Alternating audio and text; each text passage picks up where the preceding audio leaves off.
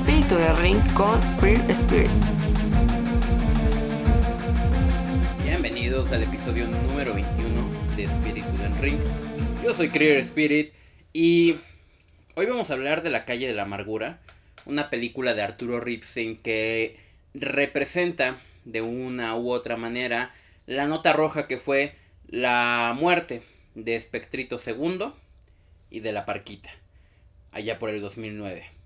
Como ya saben, en este podcast hablamos de narrativa, hablamos de muchas cosas que tienen que ver con el medio audiovisual, también de retrospectivas, y poco le atendemos a la calidad, en muchas ocasiones, luchística de uno u otro luchador.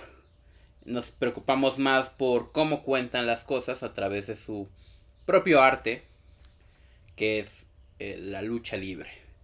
El día de hoy por eso entonces me acerco a platicar de esta película de 2015 que representa la más pura interpretación de la nota roja en el cine mexicano. Un estilo por demás gastado, diría yo, no necesariamente por Arturo Ripstein, que es el director, pero sí gastado, sobre todo los inicios de los años 2000 en nuestro país.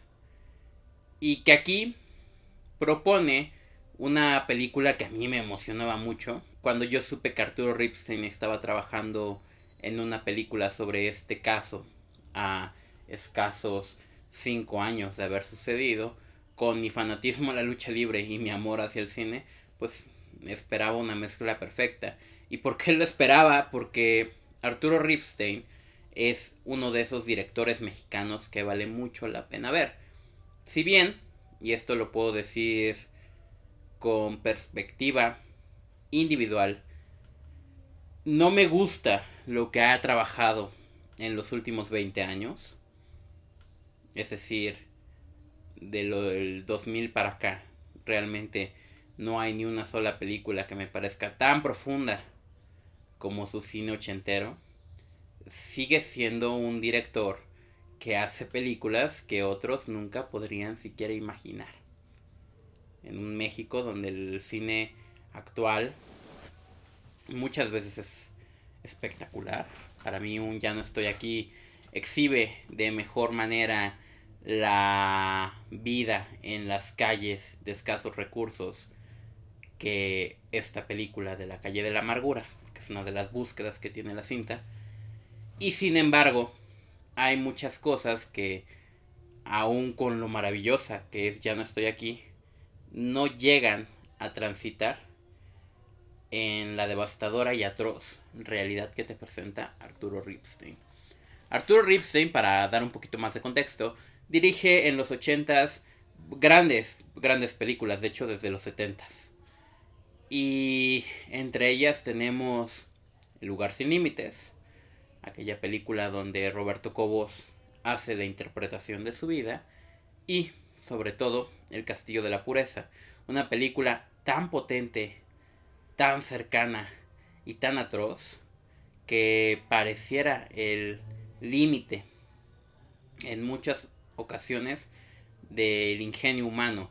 Un límite que alguien como Yorgos Lanthimos desde Grecia emuló con su película Duk Tut, que es en perspectiva la misma película, y que sin una película como La calle de la amargura no existiría una película como Tuk Tut, y por tanto Yorgos Lanthimos te hubiera tardado más en aparecer y quizás no tendríamos La langosta, no tendríamos la película de este año con Emma Stone. Tuvo 2 películas este año con Emma Stone, Poor Things. Entonces, a ese nivel está Ripstein, junto con otros 2 grandes directores de la época. En episodios pasados, este mismo mes de hecho, yo me dediqué un poquito a hablar del cine del santo. Un poquito me refiero a que yo no me especializo en el cine del santo, además de que es difícil con la poca información que se recupera de un cine que es basofiado por la mayoría de las personas que aman el cine.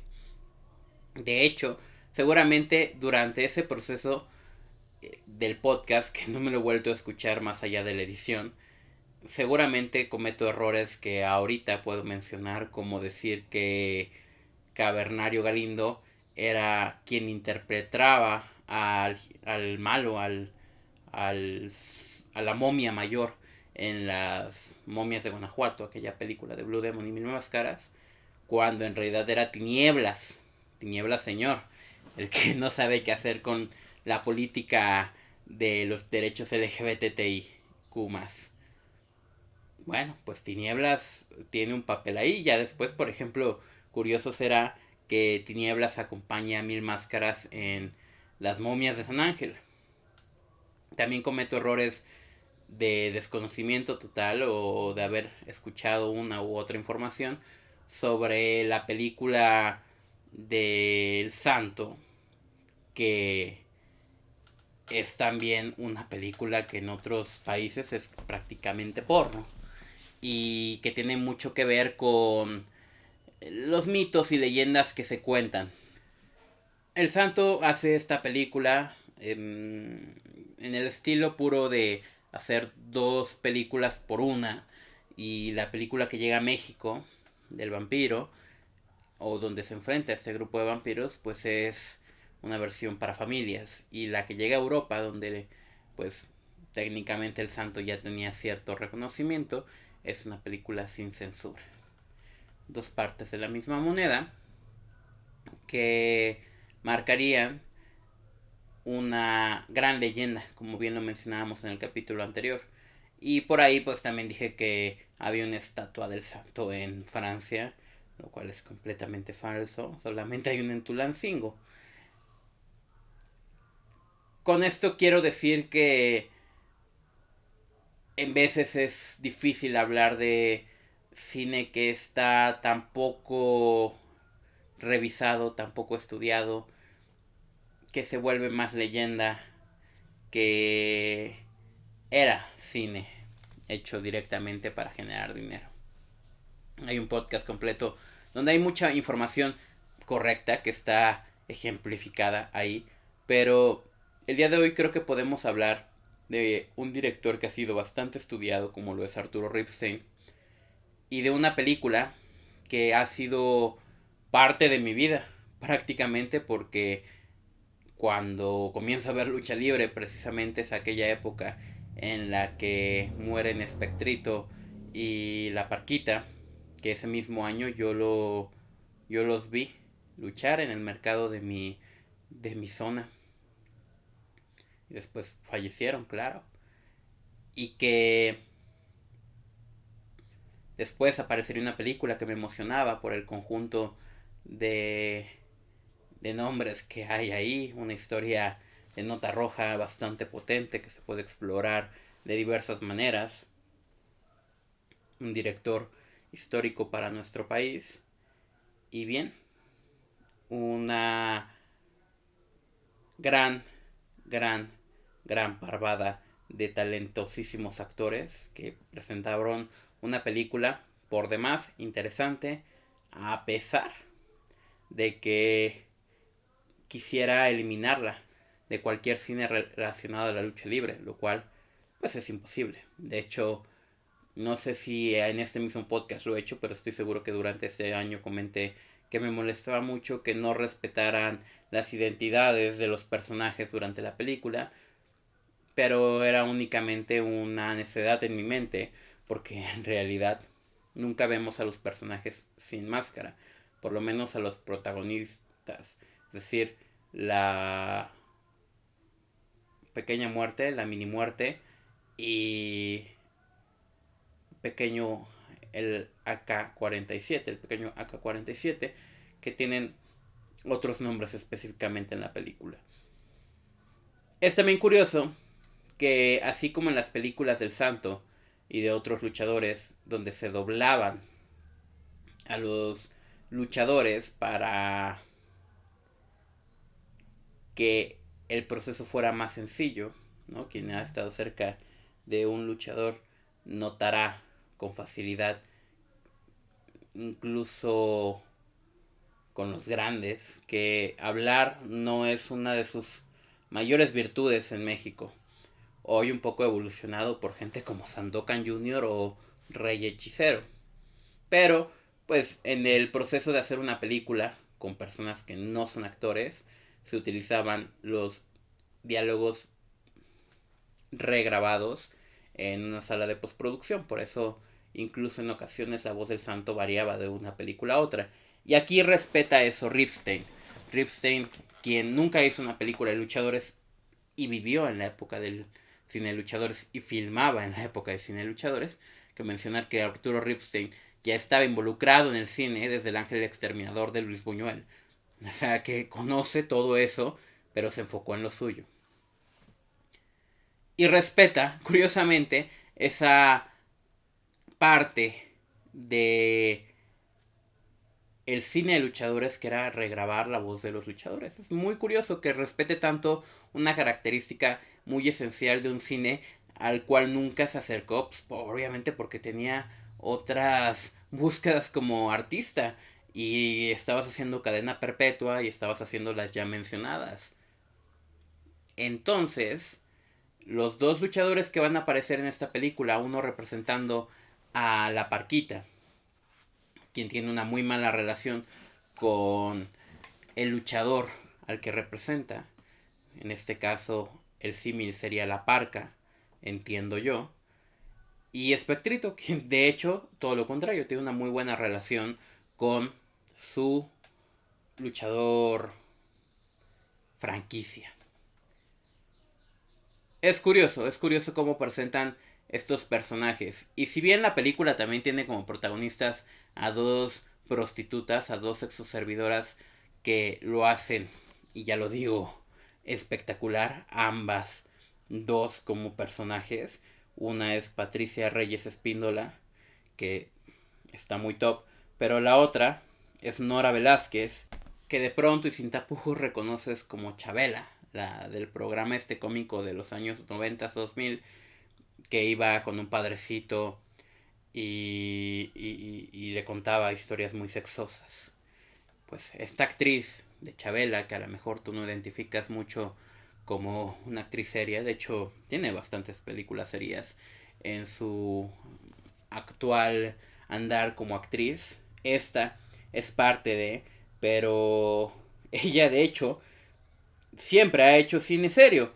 Yo incluiría aquí, y con muy alto rango de talento, para Jaime Humberto Hermosillo, María de mi corazón, en 1981.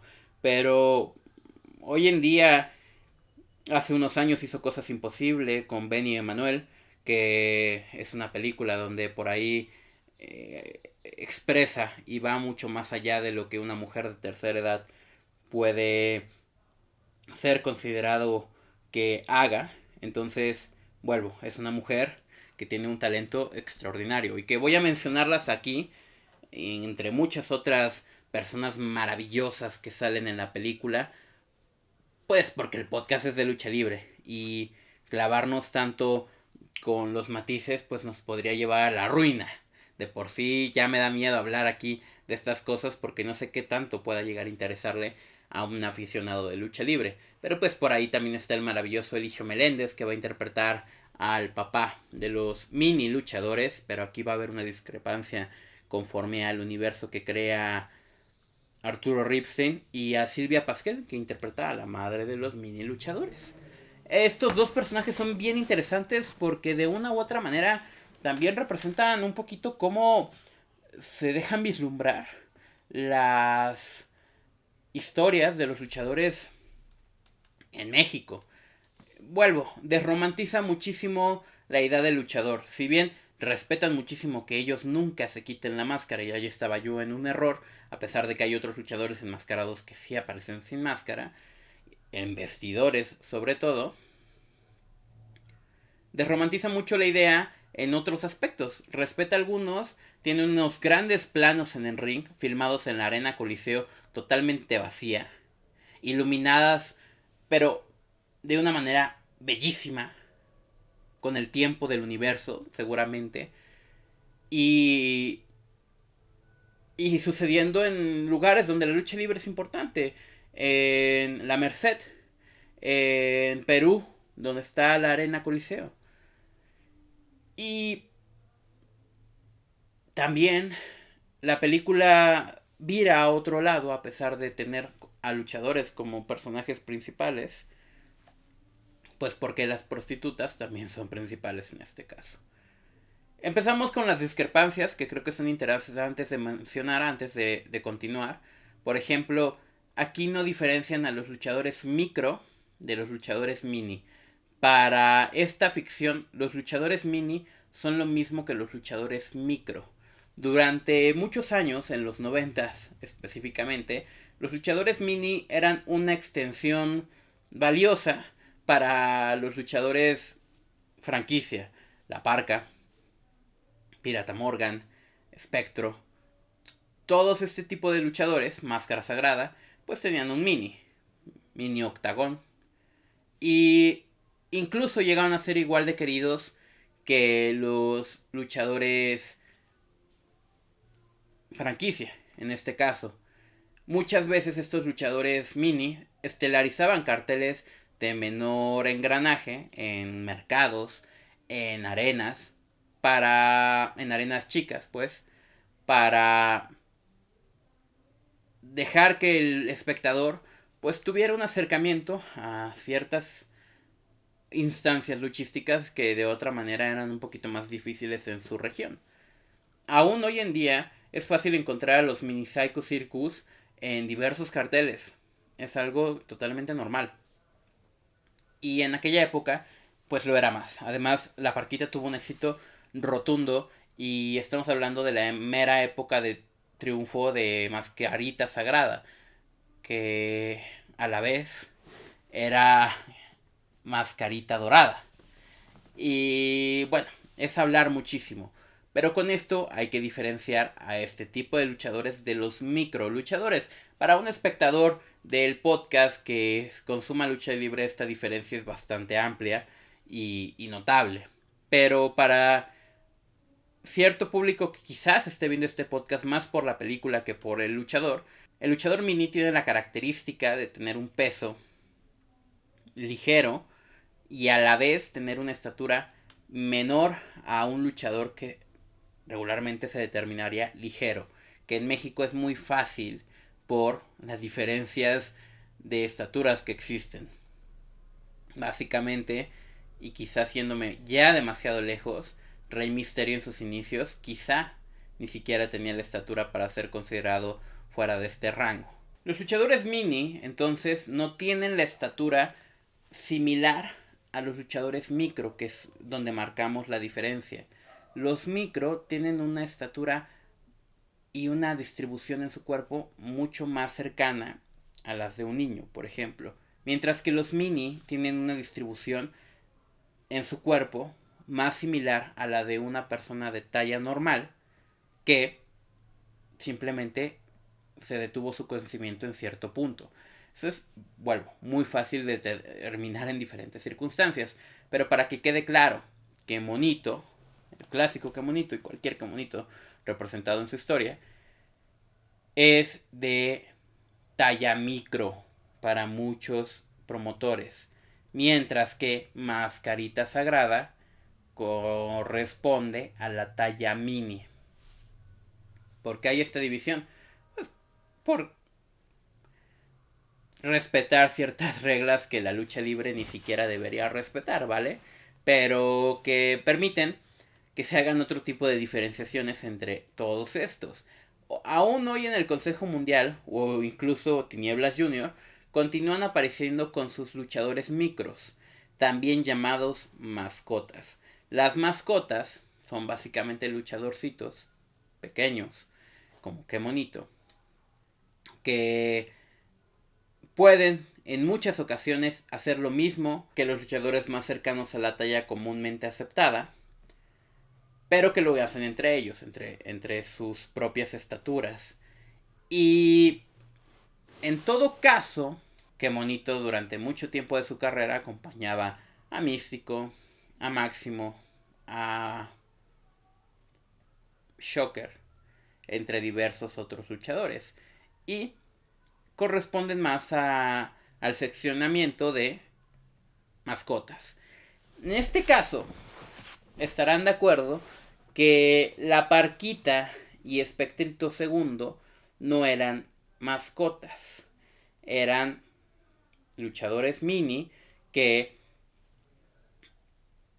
seguían con la tradición del luchador franquicia y hacían su propia historia con todos los de su talla. Para esta película en específico, tanto las mascotas como los minis como los micro son la misma cosa. Lo cual es raro porque para cuando sale, que es por ahí de 2014, 2015, pues esta diferencia ya estaba muy bien marcada. Ya llevaba demasiados años marcada. Y vuelvo, Mascarita Sagrada, Mascarita Dorada, que es yo creo que el más representativo que existe hoy en día, sobre todo por ser el único reconocible, por lo menos a mi gusto, que le ha dado su nombre a un luchador de talla comúnmente aceptada, ¿no? Como lo es Máscara Dorada Grand Metallic y como lo es Máscara Dorada Panterita del Ring. Es raro que sobajen un poquito esta información y la función que tienen para sobajarlo dentro del guión es básicamente representarlos como unas figuras indefensas, como unas figuras que por sí solos no se pueden valer. Es bien interesante, lo quiero platicar más a profundidad en el siguiente bloque, pero básicamente, y en resumen, lo que están buscando con este apartado es que al no ser luchadores mini, pero que de todos modos son de una u otra manera más chaparros que el común denominador,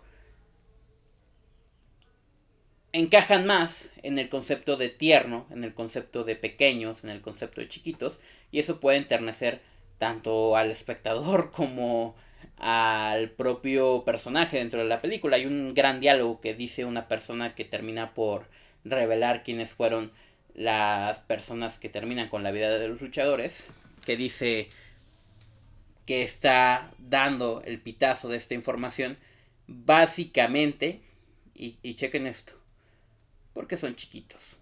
Porque ella lo dice así, no tiene otro diálogo, pero se da a entender que le dan ternura, que le parece injusto que unas personas chiquitas vivan esto. De hecho, luego hay una conversación en un restaurante, en un café con un par de policías, y vuelve a pasar lo mismo. Si hubieran sido personas de talla normal, nadie se estaría fijando en este problema. Pero como son luchadores y aparte son minis, puta, todo el mundo está con el tema. Creo que había mucho que exprimir con esta nota roja y poco se hace. Pero vamos a hablar de eso en el siguiente bloque, así como seguiremos desmenuzando un poquito lo que hay que hablar de esta película que de entrada y antes que todo les recomiendo mucho ver. Nos vemos en el siguiente bloque.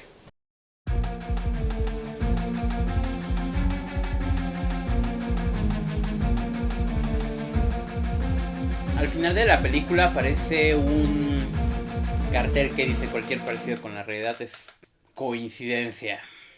Yo creo que cuando inspiras una película en una nota roja tan clara y tan obvia para muchas personas, está incluso de más mencionar eso.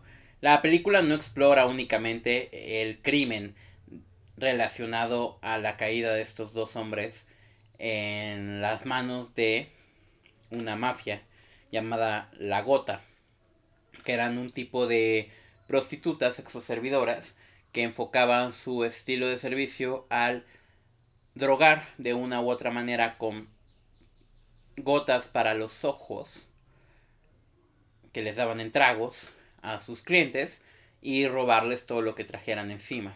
La razón principal por la que sucedió lo que sucedió con Espectrito y Parquita es porque les dieron una dosis para personas comunes en talla, la dosis que ellas siempre daban a las personas comunes en talla. Y obviamente, al ser diferentes los cuerpos de las personas, pues eso provocó una sobredosis. Se entiende que la búsqueda nunca fue asesinarlos y al final del día eso fue lo que sucedió. Un accidente. La verdad es que si tú te metes a investigar un poquito la información que hay presente, hay muchas ranuras en la historia.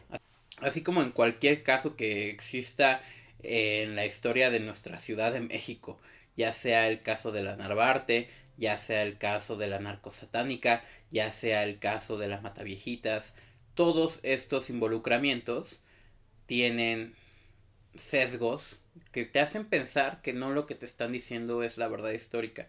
Por cierto que yo creo que valdría mucho la pena hablar de la Mataviejitas porque hasta hoy en día sigo viendo que hay personas que creen que ella era luchadora y eso es bastante interesante. Entonces yo creo que en algún otro momento estaremos explorando ese documental de la Mataviejitas que es muy bueno. Pero en lo que eso sucede, pues regresemos a hablar de la calle de la amargura. Nuestros dos protagonistas tienen este símil de arrancar cada uno por su lado. Vemos a los dos en su casa, en su departamento, en su cuarto donde viven, con sus mujeres, con sus hijos. Y vemos cómo cada uno tiene una relación diferente con sus mujeres. La pequeña muerte, la muertecita, quien representa a la Parquita, tiene una relación difícil con su mujer. Una relación que no es positiva. Su mujer, por cierto, si no me equivoco, es la maravillosa Arcelia Ramírez, que tiene montones de películas maravillosas, pero yo hoy te recomiendo La Civil, por ejemplo. Y constantemente vamos a ver las diferencias que tienen entre ellos dos durante la película. Por otro lado, AK-47 o el mini AK o Akacito, quien representa a Espectrito, tiene una relación más positiva con su esposa y su familia que la que tiene su hermano. Ellos son gemelos.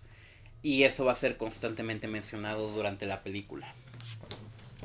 Estas dos partes de la misma moneda también se van a reflejar en las prostitutas que van a terminar con la vida de ellos, en otras características. Pero son interesantes de ver porque la siguiente escena, después de la presentación tanto de uno como de otro por separado, es los dos juntos visitando el cuarto de su madre y de su padre, donde está el maravilloso Eligio Meléndez interpretando a su papá y todo borrachito, todo dormido, viéndolos borrachos y viendo que en este caso la relación de el personaje que representa a la Parquita es mucho más positiva y cercana con sus padres que la del Espectrito. Es decir, que de un lado no le funciona la relación con su esposa, pero del otro sí con sus papás, y al otro a la inversa. Va a ser constantemente un símil de cosas que van y vienen. Uno le va muy bien con su luchador franquicia, al otro no. Uno interpreta la vida de otra manera y otro no, pero hay algo súper importante. Son hermanos y tienen que hacer todo juntos. De hecho, hay una gran escena donde su madre se los dice. Ustedes como en mi estómago, siempre juntos. Y esto empata mucho con algunas declaraciones que se dieron posterior a la muerte de los luchadores, en la cual se hablaba mucho de que el uno y el otro se cuidaban para no recaer en la bebida porque venían de un alcoholismo severo. De hecho, ese alcoholismo cobró factura en sus carreras de muchas maneras, a tal punto de ser más luchadores independientes que otra cosa, en una época donde la Parca aún era muy representativa, y son luchadores que llegaron a estar, me parece sobre todo la Parquita, si no me equivoco. La Parquita llegó a estar en WWF. Pues no es poca cosa. Pero la bebida, el estilo de vida, los fue llevando a un hartazgo en muchos sentidos que cobró factura con ese proceso de caer en manos de una mafia que ya sabían cómo controlar a cierto estilo de hombres. La película explora esto con muchos matices. También se detiene a explorar, por ejemplo, el fetichismo. Una de las prostitutas tiene un esposo fetichista que le gusta no solamente vestirse con la ropa de su mujer, sino además pues relacionarse sexualmente con otros varones. Y eso la convierte en una película que, vuelvo, no está enfocada principalmente al caso, sino que más bien aprovecha la bulla del caso como para ejemplificar a la clase pobre de la Ciudad de México de una manera muy severa, muy atroz, y que si quisiera acercarse a su maestro Buñuel, este Ripstein, la verdad es que lo estaría haciendo incluso sin demasiado respeto. Los Olvidados es una película que, aun con lo potente y tenebrosa que llega a ser, respeta profundamente la pobreza. Respeta y la entiende. La señala. Por otro lado, Ripstein en esta película, muchos años después de Los Olvidados, donde esta idea ya está preconcebida, porque cuando llega a Los Olvidados, para el mexicano no existía la pobreza. Para cuando llega La Calle de la Amargura es otra historia. Refilea un poco la potencia del discurso sobre la pobreza, pero no sé si logra ejemplificarla con la misma potencia y con los mismos valores con los que tendría que ser. A ver, Buñuel tenía una película llamada Viridiana, donde una mujer que intenta ser buena con la clase pobre termina por acabar sopesada y aprovechada por todos ellos. Para Buñuel, los pobres no eran buenos, así como lo eran para las películas de Pedro Infante, por ejemplo, ¿no? Que en Pedro Infante todos los pobres son buenos. En la película de Buñuel, los pobres, los ricos, los medianos, todos son malos. Y habrá alguno que sea bueno, pero será bueno porque es tonto y es inocente. En Ripstein, todos son grises. Todos tienen un significado, todos tienen un valor. Pero regularmente todos están envueltos en la porquería. Aún el policía que llega a intentar resolver el caso, pues se ve que sabe con quién acercarse directamente, entonces eso implica que no detiene el abuso y la trata de personas en la Ciudad de México, y sí es cuando aparece una situación así que se acerca a la otra persona y convenientemente se relaciona con ella para lograr esto. Y la persona que termina por ser buena dentro de la película, porque da el pitazo de que ahí sabe quién fue quien envenenó a los luchadores, lo es por naif, porque dice que están chiquitos. Es muy interesante la visión de Ripstein, a ver que quede claro. Pero desde la perspectiva de la lucha libre se vuelve un poco sopesada, ambigua, incluso vulgar. Es unas por otras. Aquí es donde tú te puedes detener a ver una película y decir, no me gusta, porque lo que representa es muy potente, pero la forma de hacerlo va en contra de lo que yo disfruto como consumidor habitual de ciertas circunstancias. Es así, ni más ni menos. A ver, aquí tiremos una bola. A mí no me gusta Nacho Libre. Hoy 2024, hoy 17 de noviembre del 2024, no me gusta Nacho Libre. Es una película que no veo desde que era niño. Es una película que nunca ha marcado tanto en mi vida como lo sé que ha marcado mucho en otras vidas para muchísimas personas en internet. Eso no hace que la película sea mala. Simplemente significa que yo, primero, me tengo que volver a acercar a ella y verla. Creo que sería un capítulo excelente para el podcast. Y que después interprete yo si, como presentan la lucha libre mexicana en Estados Unidos, es correcto para mi corazón. En este sentido, la forma en que representan a los luchadores de una manera miserable, de una manera indefinida, de una manera de muchas escalas de grises, y que al final del día las mujeres son las malas por la sociedad en la que les tocó vivir y ellos son las víctimas porque son pequeños, es de una ambigüedad moral completa, muy cercana a lo que Ripstein sabe hacer, pero creo que lejana a lo mejor que pudo llegar a ser. No sé si me doy a entender. Es muy Ripstein y a la vez lo siento como un discurso gastado. Tenemos poco de lucha libre y más de la exhibición de cómo es la vida de estos luchadores, pero siento yo que hay mucho más que explorar en la narrativa audiovisual relacionada a la lucha libre. Mucho, mucho, mucho más que explorar. Y que esta película se queda tan solo con el encabezado y distribuye y cuenta una historia igual de maravillosa que poco tiene que ver con la lucha libre. El encabezado es: dos mini luchadores son asesinados por unas prostitutas. La película trata sobre la pobreza en la zona centro de Ciudad de México. Ni siquiera de la violencia, la pobreza y los medios que encuentra la gente para vivir. Salir a mendigar, aprovecharse de personas de la tercera edad para realizar este servicio, aprovecharse de personas menores de edad para hacer este servicio, homosexualidad de closet latente que existe en la mayoría de los hogares mexicanos, sobre todo que se deja ver en familias preconstruidas por una sociedad que te dice que así tenían que ser las cosas antes, y que lo puedes encontrar en películas que hacen eco con La calle de la amargura, como la propia Calle de los Milagros, ¿no? Una película de Jorge Fons que tiene muchos símiles de muchas maneras, aunque más comercial, con esta película. De hecho, casi desarrolladas en las mismas zonas del país.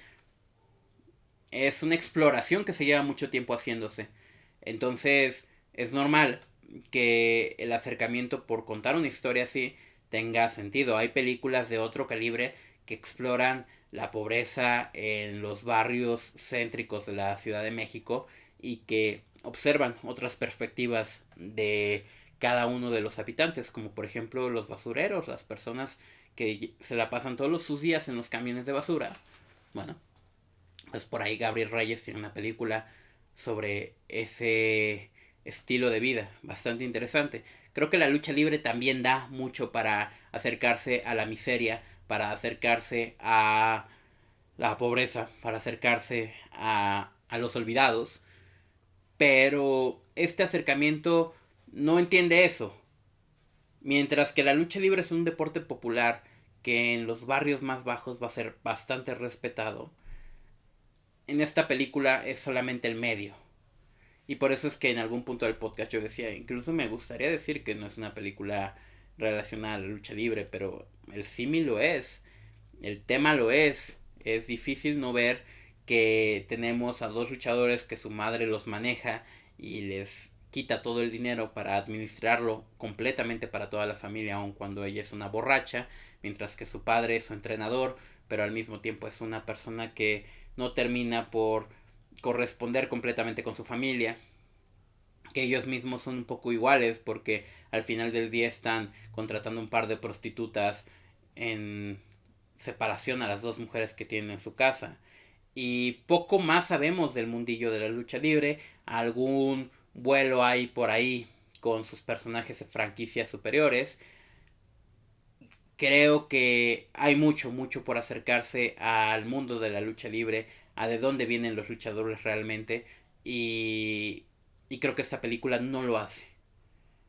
Respeta ciertas circunstancias como mantener a los dos luchadores enmascarados todo el tiempo y a la vez el doblaje de la voz, pero por otro lado le quitan el brío que es tener a un par de luchadores como protagonistas de una película, de una arena coliseo bellamente filmada, de unos exteriores que se ven espectaculares, de una conceptualización del universo que nos presentan maravillosa, pero que se aleja demasiado de la fantasía que tendría que ser el luchador. Vuelvo. Hay muchas maneras que a mí principalmente me interesan explorar, también desromantizando el mundo de la lucha libre, pero creo que enfocándolo en el mundo de la lucha libre puede llegar a ser aún más perenne, positivo, enorme. La película pasó sin pena ni gloria por las salas de cine mexicanas, salas como la Cineteca Nacional. En aquella época solo teníamos una cineteca. Y por festivales de cine que reconocen pues la importancia de tener a Arturo Ripstein como un director con vida, que que ha filmado durante muchas décadas cerca de personas increíbles y ha realizado sobre todo películas increíbles. Es bien interesante qué onda con este tema. Al final del día, la muerte del Espectrito y la Parquita resonó en todo México. Resonó mucho para los niños, sobre todo para alguno que tuviéramos relación con estas figuras. Y no es poca cosa. Yo no me voy aquí a poner a analizar el caso real, porque más allá de que no podría hacerlo de manera correcta y no tiene nada que ver con lo que se hace en este podcast, sí hay que mencionar que el respeto a sus propias historias sí tendría que mantenerse siempre. Es una película que de una u otra manera aprovecha y, y cuenta, narra, discursa, a pesar de lo que puedan llegar a sentir las personas relacionadas a estas circunstancias. Es como es. La vida es como es. Y curioso es que sea una de esas películas que podemos inscribir en el cine sobre lucha libre y luchadores de una u otra manera. Creo que es muy valioso también. De concluir este podcast del día de hoy, un podcast bastante especial, mencionando que me gustó mucho más esta ocasión que vi la película que la primera vez que la vi. Apenas fue la segunda vez. La primera vez la vi en el cine, ni siquiera en su estreno, sino que la vi en la muestra de la Cineteca un año antes del estreno oficial de la película en salas a nivel comercial. Disfruté bastante la película, la vi en muy malas condiciones y aún así creo que es una pieza bastante interesante que cabía mucho acercar. Y si en algún punto del podcast lo expresé de manera negativa, tiene que ver más con que creo que en lo que respecta a la lucha libre hay hoyos que no se exploraron y que me sorprende porque Ripstein es muy clavado, pero creo que a veces hay más interés por la nota, por el headline, por el encabezado, que por las personas detrás de esa historia. Y sí, se podían contar muchas cosas increíbles y creo que se quedó a medio camino en lo que a lucha libre se respecta, en lo que a Ciudad de México, pobreza, miseria y muchas otras, bueno, hay mucho que explorar, pero este no es un podcast de cine desafortunadamente. Y lo voy a ir dejando por aquí. Espero les haya latido este episodio especial porque seguimos sin hablar de actualidad aquí. Ya les había yo contado en algún punto del mes que se venía mucha chamba. Básicamente he estado trabajando todos los días y apenas entre ayer y hoy he tenido días de descanso para poder hacer una pieza de podcast diferente y aún así no me ha dado porque aún no he terminado de ver lo que quiero expresar de actualidad, que ya no iba a ser tanta actualidad, pero lo que sí quisiera prometer para la semana que viene es que vamos a hablar un poquito de lo que fueron las funciones de Día de Muertos del Consejo Mundial, por fin, y lo que fue Guerra de Titanes, por otro lado, con AAA. Ya veremos qué nos depara la siguiente semana después de eso. Sin más, yo fui Espíritu del Ring. Gracias por escuchar este podcast. Chao. Espíritu del Ring con Queer Spirit.